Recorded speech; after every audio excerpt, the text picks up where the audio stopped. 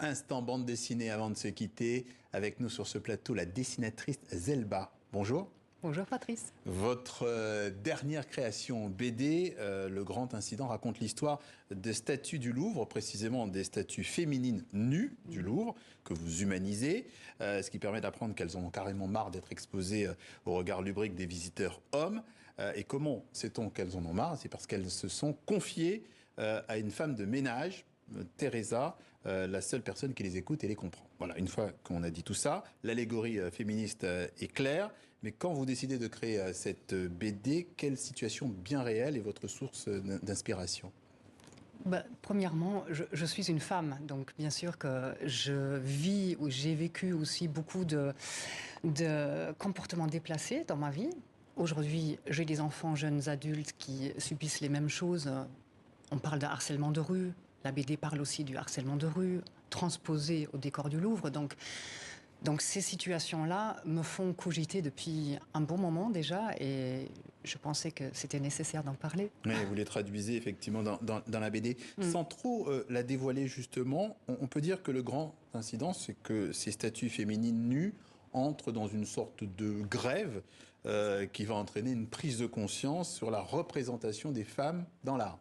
C'est ça, voilà. Les femmes nues se dérobent au regard des visiteurs. Moi, je dis bien de certains visiteurs. Je ne jette pas la pierre à tous les hommes, bien sûr, mais oui, c'est le pitch.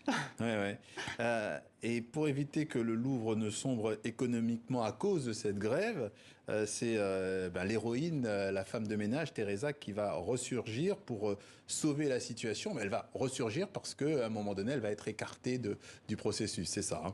C'est ça. Et j'ai envie de vous poser, quand j'ai regardé ce personnage, un peu à l'instar de ce qui s'est passé dans la séquence Covid, est-ce qu'on peut dire que cette femme de ménage symbolise le personnel essentiel qui permet à l'économie de fonctionner?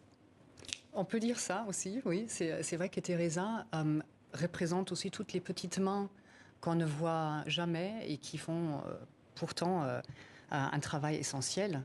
Et je suis peut-être aussi un petit peu contre les hiérarchies en général. Donc j'avais envie de prendre cette femme qui, dans l'hiérarchie, est en bas de l'échelle, en fait, et qui, elle, est le personnage de sympathie par excellence et qui apporte aussi la solution finale pour ce grand incident. Pendant que vous parlez, on voit effectivement quelques images. Il y a des codes couleurs, hein. On voit du bleu, on voit du rouge pour distinguer la nuit et le jour et clairement.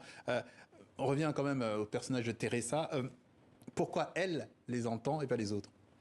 Alors ça c'est un mystère. Je ne sais pas pourquoi.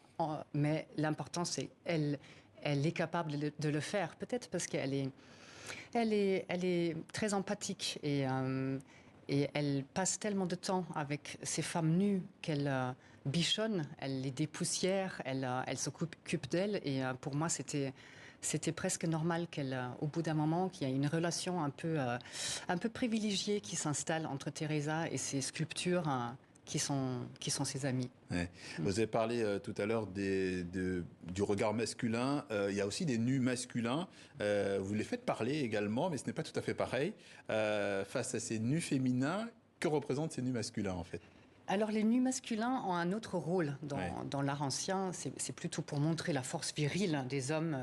Quand il y a un Hercule qui se bat avec le serpent géant, il n'a pas besoin d'armure, hein. Il est tout nu, mais ses seuls muscles suffisent pour se battre.